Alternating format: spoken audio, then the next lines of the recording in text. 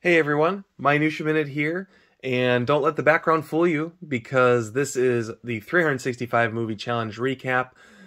This week was a great week overall for movies with the recent releases of X and Everything Everywhere All at Once. I thought, what better time than now to do an A24 catch-up week?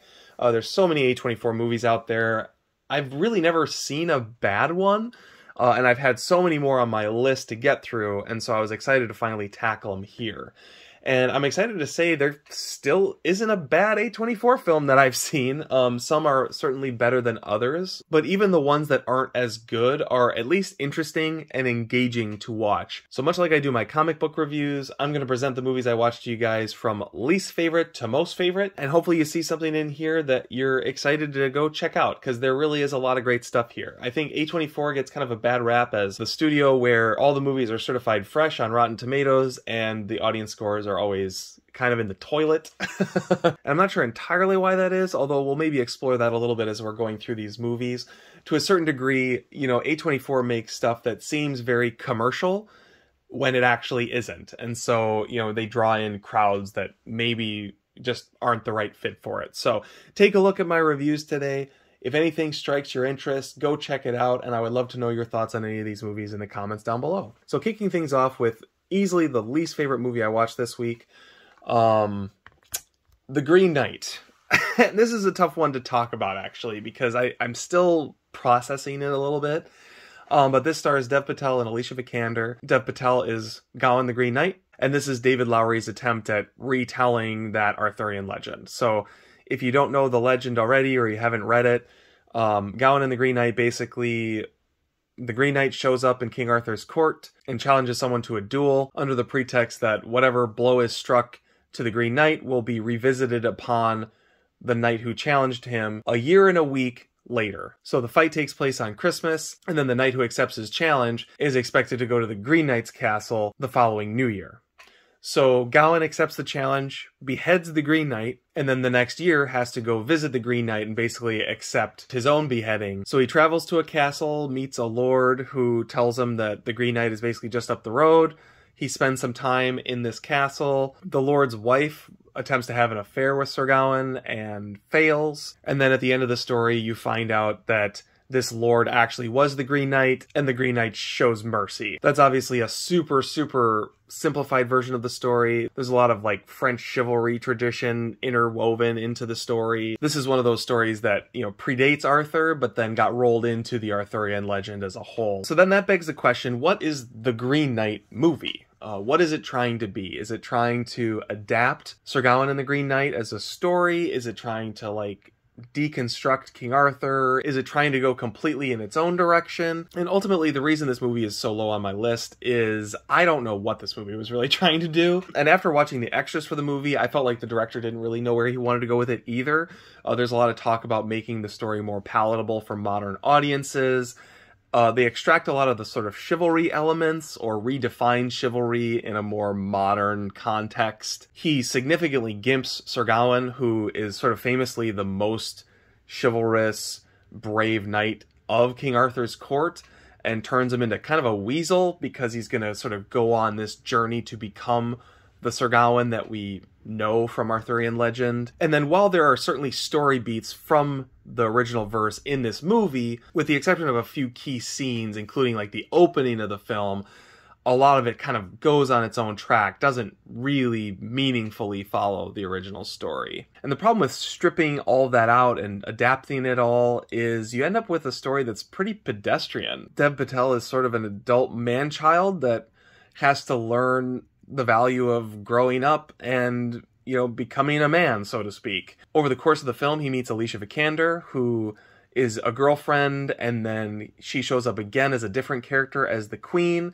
and, you know, her dynamic with him means something a bit different. The whole thing really feels like Joe versus the volcano, right down to the fact that, you know, in that movie, Meg Ryan appears 3 different times as 3 different characters. The character arc that Tom Hanks has in that movie is very similar to the character arc of Dev Patel. But that movie is creative and interesting and, you know, tries some different things, whereas this is steeped in a historical drama that's had all of the history stripped out of it. And so it's just kind of an empty shell. Didn't really work for me. I was really excited to watch this one because it's directed by David Lowery, and he has a pretty broad filmography, but the only film of his I've seen was A Ghost Story, which I expected to be sort of indie crap, to be honest, but I actually really liked it. And so I was sad for the second outing to be kind of indie crap, to be honest. Now, as I say that, it wasn't terrible. It was definitely interesting, but easily the least successful film of the week. If you're interested in checking it out, I do have a digital code right here for you guys. All right, next up is a film I liked quite a bit, and it was It Comes at Night. The reason this one is second from the bottom really is just because I don't know that this movie offers anything I haven't seen in other films before, but that said, it's a very solid story, well told, with really interesting characters. Basically, this film is sort of a play on a zombie apocalypse, except it's really just a virus that they're trying to protect themselves against, and so they're holed up in their house, they have all these very specific routines, and then they meet another couple that needs help, and they end up bringing them into their house, and the mistrust that exists between all of them because of this virus that any one of them could have causes them all to, make very primal, evil decisions when dealing with each other. The whole movie feels very human, very real. I have no idea why it's called It Comes at Night, to be honest with you.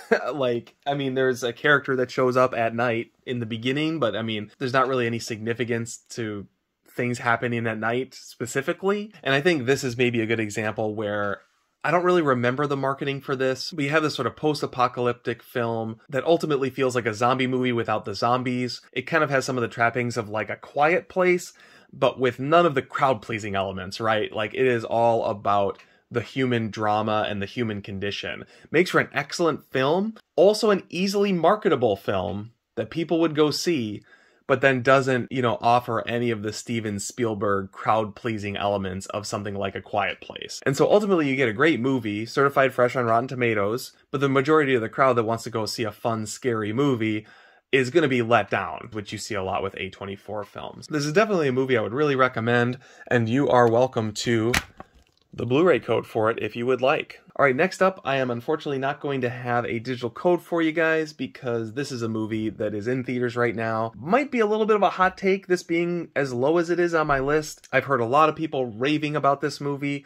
I was not as strong on it as others, but it was really good nonetheless, and that is Everything, Everywhere, All at Once. What an ambitious movie, first of all. It's an incredible experience to go see. Michelle Yeoh plays a woman who basically has made all the wrong life decisions, possibly, although, there's some ambiguity to that statement that I don't really want to spend too much time on, and she discovers that there is a multiverse out there, and an infinite number of different versions of her in which she's made other life choices, and it's about her trying to save the multiverse. Now, in typical A24 fashion, we're sitting here talking about the multiverse when, Marvel's got all this multiverse stuff going on with Spider-Man and Doctor Strange and yada, yada, yada.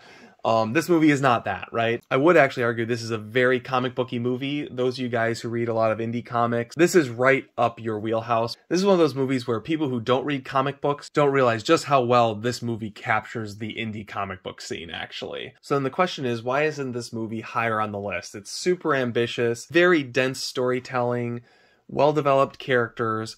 The thing that held this movie back for me was, honestly, the message of the film. There's a sort of commentary on society as it is right now. A lot of talk about nihilism. What does it all mean? What does it all matter? And the movie sort of asserts that, love is the answer. There's beauty in imperfection. I'm really trivializing this movie. Understand the movie is significantly more complicated. I'm just trying to boil it down for a 5-minute blurb. But the problem I had with that is there's a lot of discussion in this movie around how it just seems like everything in the world is going wrong. And there's clearly a parallel made to the world we're living in right now. And, it's not a matter of if we only loved each other more. That's just something that makes my skin crawl because it's a fundamental misunderstanding of the problems in the world today. For the first time in over 100 years, we're facing world scarcity, overpopulation, ecological collapse. Most immediately, there are a lot of people dealing with serious economic strife right now. And so there are a lot of reasons for people to be agitated, upset, angry. there are a lot of like real solutions to those problems out there. And so to look at the world as it is right now and be like, well, people are mean to each other, if only they were nicer to each other, or if only people valued the life experience and love, is just like, you know, an ostrich burying its head in the sand. And so I just found the message to be sort of somewhat disconnected with reality. I feel like, you know, the whole issue of nihilism is largely a settled issue. I feel like we had a meaningful debate about nihilism 100 years ago, and, you know, this film is stuck 100 years ago. We're past the point where, quote unquote, nothing matters, and the movie just sort of declines to engage with the issues on any higher level than that. Now, that's not necessarily a bad thing. Like, the movie is whimsical, it's fun, but it's also just that. Ultimately, this is a feel-good popcorn movie with a very intelligent premise, well-executed characters, incredible direction, and attention to detail. If that's your cup of tea, go check it out. I mean, I love Michelle Yeoh. I was glad I watched it. Just don't necessarily expect something on another level. To be honest, by the time I got to the end, I was very much ready for the movie to be over, because it's definitely a movie that kind of wallows in its climax a little too long. And partly that's just the conceit of the film, because there are so many different universes that kind of have to be built up and then ultimately paid off. But that's also maybe where the message could have been a little bit more meaty to support that much denouement at the end. I'm kind of in this weird place where I feel like every single movie I list off now is going to be like, you're saying this one's better than Everything Everywhere All at Once? I don't know why, I'm just getting that vibe. I just feel like that's what the comments are going to be. Let me just disclaim for the rest of the video, like, there was no more ambitious film than Everything Everywhere All at Once. But it was not the best film. In my opinion, X, which was significantly simpler, had much lower aspirations, was a better movie. And that's because ultimately, you know, it's a simple horror film, feels very grindhouse, but I would also say that it genuinely punches above its weight class, which is something I really appreciate. Going into this, I expected a sort of straightforward grindhouse 70s slasher Texas Chainsaw Massacre sort of a film. And in some ways we get that, but it also went beyond that in ways that I thought were really interesting. So basic premise of the film is a bunch of friends rent a cabin on a guy's farm out in the woods in Texas, because they're all going to shoot a porn together. And then throughout the course of the film, the owners of the property slowly kill them off one by one. The film has a strong religious undercurrent. There's constantly like a televangelist in the background preaching. And so at first I was kind of expecting the movie to be about killing in the name of God, so to speak. But the movie's actually a lot more clever than that. The killers in the movie, who are, you know, the old farmer and his old wife, are actually pretty sympathetic. In some ways they're as off-putting as like the Leatherface family, but they're much more three-dimensional and you really relate to them. Ultimately, their grievances with these people isn't as much about sin as it is about their own sexual frustrations of growing old. This film also has a great subversion of Final Girl Syndrome, in which the only person smart enough not to have sex dies first. And then it's just kind of a train wreck from there. My only criticism of this movie is maybe in the story structure a little bit. We spend the vast majority of the movie in setting up the various different power dynamics, so that when you get to the actual killing, it's really only the last 20 minutes. They kind of just go off boom, boom, boom, boom, boom, and then the movie's over, which I think overall worked well for the material. I really enjoyed just hanging out with these people. So, you know, I don't even know if it's a criticism, just an observation. All right, the next movie on the list, beating out X by just a hair, is Locke, starring Tom Hardy. So if you're unfamiliar with this movie, super simple concept. Tom Hardy plays Locke, who has to drive from somewhere in England to London. He's about 90 minutes away, and it is him in his car driving to London, taking phone calls. And that's the whole movie. Tom Hardy gives an incredible performance, because despite the fact that this whole film is shot in a car with Tom Hardy driving, talking to people on the phone, this was actually the most stress-inducing movie that I watched this whole week. I hesitate to explain what actually happens, because the more you explain it, the more lame it almost sounds. You just have to live it and experience it to appreciate why it's great. Long story short, he's trying to balance a whole lot of different stuff in his life at the same time. He needs to be in a million different places other than in his car, but circumstances are such that he has to be in his car making this trip at the time that he's making it. And that's all I'll say about it. Go check it out. If you would like to give it a watch, here is a code for you. I know this one is pretty outside the box, but it is only 84 minutes, so it is a quick watch if you do want to give it a chance. All right, so much great stuff. We are down to the absolute cream of the crop, top two favorite movies I watched this week. They both deserve pick of the week, but the number one choice I had was definitively my number one, making the runner-up Uncut Gems, starring Adam Sandler. So this is a movie I've been curious about for a long time. I still have yet to see the other Safdie brothers film, Good Time. Shame on me. It's on my list, and much higher on my list now, having seen Uncut Gems. I saw the trailer for this movie in theaters and wrote it off because it was Adam Sandler. And I understand there are movies where you can tell Adam Sandler is trying, and there are movies that are just horrible Adam Sandler movies. But I really don't like Adam Sandler in anything. Like, I just don't. The two things that really got me up off my butt to actually make a point of going to see it were Off the Shelf Movie Night's multiple references to the film. He reviewed it, he did an unboxing of the Blu-ray, he talks about it all the time, he thinks it's great. And so I knew it was at least going to be worth watching, so I took a chance on the Criterion sale and picked it up. And then the other thing that piqued my curiosity, which you guys are going to laugh at me, but it's that damn Uncut Gems meme that's going around out there. If you're a fan of that meme, you should definitely watch Uncut Gems, because that meme has a whole new meaning, because that actress is in this movie significantly more than I realized when I first saw that. And the more you know about the part she plays in this film, the more that meme makes sense. Now, as far as the movie itself goes, I'm going to be honest, I don't even know what I can say about this movie that hasn't already been said. Off the Shelf Movie Night talks about how the mix of the film is incredible, and I absolutely agree. Like, I mean, it is just a wall of sound, everybody talking over the top of each other, and then it has this incredible synth score that is mixed into the track so loud that even if it's even remotely quiet for a second, there's just no let up. Kind of a weird side note, I don't know if anybody else has mentioned this, but I had this weird John Carpenter vibe at the very beginning, because you have the synth score come in, and then the title credits are in the John Carpenter font. I'm curious if anybody knows if that was intentional or if that's just me being a dork. I'm honestly not sure about that, but I did notice it, so let me know down in the comments if that is a thing or not. It doesn't seem like it possibly could be, just because, you know, nothing could be further from a John Carpenter movie than Uncut Gems. But long story short, whether you're an Adam Sandler fan or not, I mean, this is a strong recommendation. I think Adam Sandler really does transform in this movie, more so than he has in some of the other films that people have said he's transformed himself in. Some of my favorite types of movies are watching someone who is incredibly unlikable and getting invested in that character and going with him on his journey, and Uncut Gems does that better than almost any other movie I've ever seen. This movie also has a lot of pop culture references in it. There's a lot of surprising faces that show up throughout the course of the movie. Kevin Garnett plays himself and is a significant role. So yeah, I mean, I would definitely recommend it. It is not a movie to watch if you're stressed out, though. All right, so then pick of the week goes to Red Rocket. Now, I'm going to say something about Red Rocket that I can't take credit for. This is Minutia Wife 100%. And the more I thought about it, the more true that it was.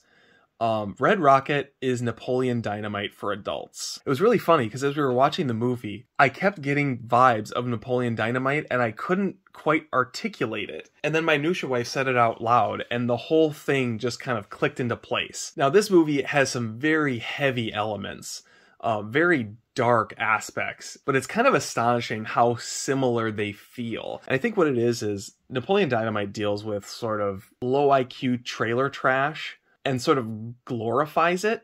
You know, they make them personable. They don't really give them any meaningful vices, and it's just kind of a light-hearted comedy. Whereas Red Rocket very much deals with the same demographic, but actually takes the material seriously and literally, and does not glorify it. So if you don't know what the movie is about, it follows a ex-porn star who goes back to his hometown, shacks up with his ex-wife, who technically he's actually still married to, and starts basically trying to proposition a 17-year-old to get into porn with him. That's basically the through line of the film.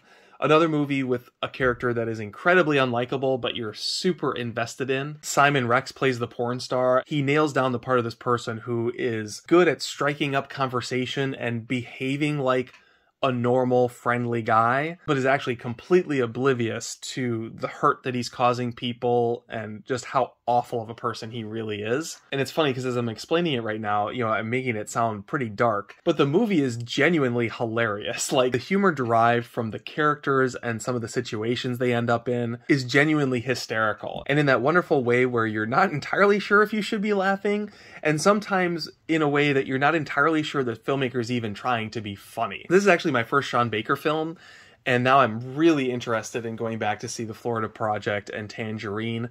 Tangerine's been on my list forever. The Florida Project I was not as interested in, but I'm definitely going to have to go back and give those movies a watch. And if you are so inclined to watch Red Rocket, help yourself to this digital code. So that about wraps me up for this week in the 365 movie challenge. I hope you guys enjoyed this video. Have you seen any of them? Let me know down in the comments, and I hope you guys have a great week in movies. Thanks for watching.